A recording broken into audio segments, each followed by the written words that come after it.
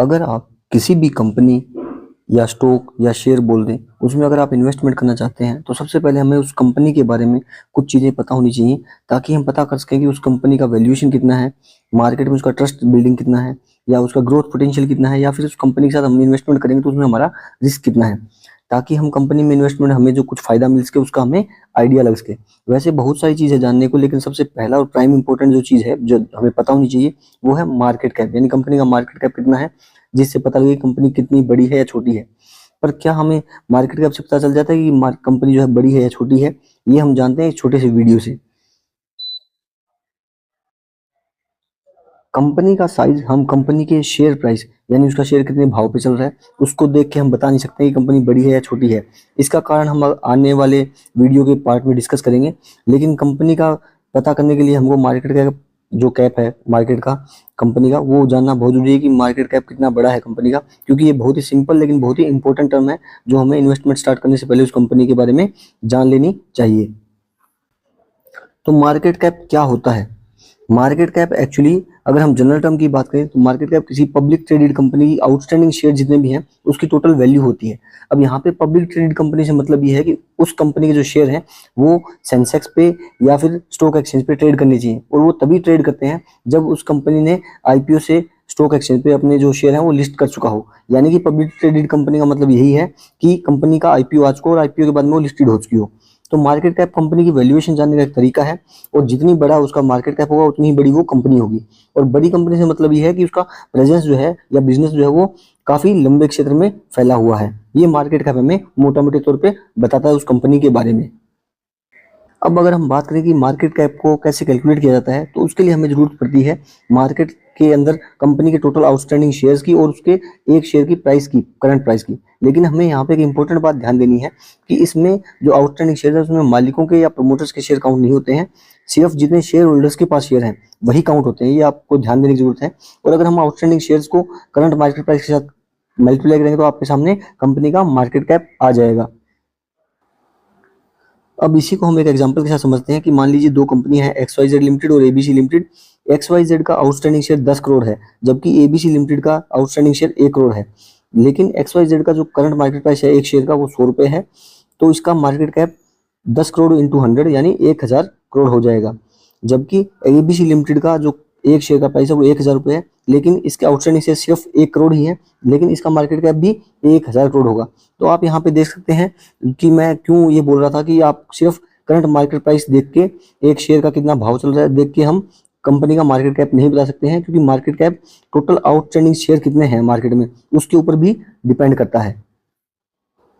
लेकिन हमको किसी भी जो कंपनी है उसमें इन्वेस्टमेंट करने के लिए सिर्फ अकेला मार्केट कैप देखकर ही इन्वेस्टमेंट नहीं करना है, इसके और भी बहुत सारी फैक्टर्स हैं जिनको हमें कंसीडर करना है, जैसे कि प्राइस टू अर्निंग रेशियो है या बुक वैल्यू है, और भी बहुत चीजें हैं जिनके बारे में हम आगे आने वाले वीडियोज में डिस्कस भी करेंगे। लेकिन मार्केट कैप एक इंपॉर्टेंट फैक्टर है जो हमें पता होना चाहिए। अब मार्केट कैप कितने टाइप का होता है इसके बारे में अगर हम बात करें तो सेबी का नाम आना बहुत जरूरी है। सेबी जो कि इंडियन स्टॉक मार्केट में रेगुलेटर की तरह काम करता है, तो सेबी ने इंडियन स्टॉक मार्केट में जितनी भी कंपनियां लिस्टेड हैं उन सबको मेनली 3 पार्ट्स में डिवाइड किया है मार्केट कैप के आधार पे। सबसे पहली होती है लार्ज कैप कंपनी, जो कि जिनका सबसे ज्यादा मार्केट कैप है, उनमें पहली 100 कंपनियां लार्ज कैप में आती हैं। उसके बाद 101 से 250 नंबर की कंपनी जो है मार्केट कैप में वो मिड कैप में आती है, और 250 के बाद जितनी भी कंपनियां हैं मार्केट कैप में वो स्मॉल कैप कैटेगरी के अंदर काउंट की जाती हैं। ये 3 टाइप की वर्गीकरण किया हुआ है सेबी ने मार्केट कैप के आधार पर इंडियन स्टॉक कंपनीज का, जो स्टॉक एक्सचेंज पे लिस्टेड है। अब अगर हम लार्ज कैप कंपनीज के बारे में बात करें कि लार्ज कैप कंपनीज क्या होती हैं, तो जैसा कि नाम में है लार्ज, यानी कि ये जनरली बहुत बड़ी कंपनी होते हैं, और स्टेबल यानी कि अपने आप को इन्होंने स्थापित कर लिया है मार्केट के अंदर और काफी टाइम से काम कर रही हैं। तो जब ये अपने आप को स्थापित कर चुके हैं और स्टेबल है, तो ये मार्केट अगर थोड़ी मोटी ऊपर नीचे होती भी है तो उससे ज्यादा इफेक्ट नहीं होता है। अब क्योंकि ये स्टेबल है तो इसके अंदर रिस्क भी कम होगा, क्योंकि अपने आप को कंटिन्यूसली परफॉर्म करती रहती है। लेकिन रिस्क और रिटर्न हमेशा एक साथ चलते हैं, तो अगर रिस्क कम है तो रिटर्न भी इनका कंपेरेटिवली कम रहता है। अब क्योंकि ये लार्ज है, स्टेब्लिश है, यानी कि ये पिछले कई दशकों से ऑपरेशन में काम कर रही हैं, अपना काम शुरू कर रही हैं, अपने मार्केट में कंटिन्यूसली बनी हुई हैं। और ये उन इन्वेस्टर के लिए सेफ है जो कम रिटर्न में भी काम कर सकते हैं, लेकिन उनको सेफ रिटर्न चाहिए, जैसे कि रिलायंस, टीसीएस या आईटीसी लार्ज कैप कंपनीज के कुछ उदाहरण हैं। अब अगर हम मिड कैप कंपनीज की बात करें कि मिड कैप कंपनीज कौन सी होती हैं, तो mid cap companies usually small होती हैं और लेस स्टेबल होती हैं, यानी कि थोड़ी सी स्टेबल कम होती है कंपेरेटिवली लार्ज कैप कंपनी से। और ये लार्ज कैप कंपनी से कम स्टेबल होती हैं, तो इसलिए थोड़ी सी लेस अफेक्टेड होती हैं, लेकिन लार्ज कैप कंपनी से थोड़ी ज़्यादा अफेक्टेड होती हैं। और ये ज़्यादा रिस्की भी होती हैं क्योंकि स्टेबिलिटी इनमें कम होती है और नई नई कंपनियां होती हैं। और जब रिस्की ज़्यादा है तो इनका ऑब्वियसली बात है कि इनका रिटर्न भी कंपेरेटिवली लार्ज कैप से ज़्यादा होगा। और इनके जो ऑपरेशन होता है या जो कंपनियां स्टार्ट होती हैं ये थोड़ी यंगर होती हैं कंपेरेटिवली लार्ज कैप से।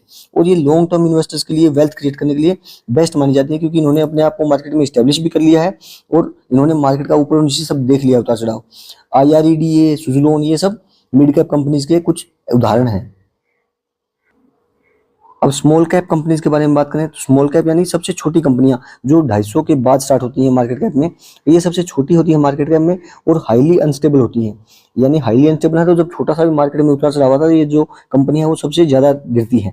ये बात इन्वेस्टर को ध्यान रखनी है। और ये हाईली अनस्टेबल है तो इसलिए इनका रिस्क भी, इनका इन्वेस्टमेंट में जो इन्वेस्टर करेगा उनके इन्वेस्टमेंट के साथ रिस्क भी रहेगा। अब क्योंकि रिस्क ज़्यादा है इनका तो रिटर्न भी उसी हिसाब से ज़्यादा देती है। तो जिन इन्वेस्टर्स को ज़्यादा रिटर्न चाहिए वो इनमें इन्वेस्ट कर सकते हैं। और ये बिल्कुल नई कंपनियां होती हैं जो मार्केट में थोड़ा ही टाइम पहले स्टार्ट हुई हैं। और अगर लॉन्ग टर्म के आप इन्वेस्टर्स हैं और थोड़ा मोटा मार्केट का अप डाउन बियर कर सकते हैं तो जो कंपनियां हैं स्मॉल कैप कंपनी ये सबसे बेस्ट होती हैं। RVNL या जोमेटो स्मॉल कैप कंपनीज के कुछ उदाहरण हैं।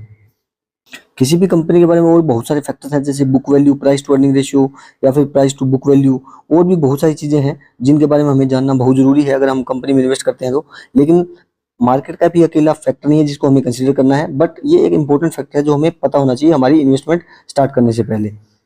तो उम्मीद है कि आपको इस छोटे से वीडियो से मार्केट कैप के बारे में थोड़ी क्लैरिटी मिली होगी और आप आसानी से समझ पाए होंगे कि मार्केट कैप के बारे में हमें जानना क्यों जरूरी है हमारे इन्वेस्टमेंट के लिए या कंपनी का फंडामेंटल एनालिसिस करने के लिए।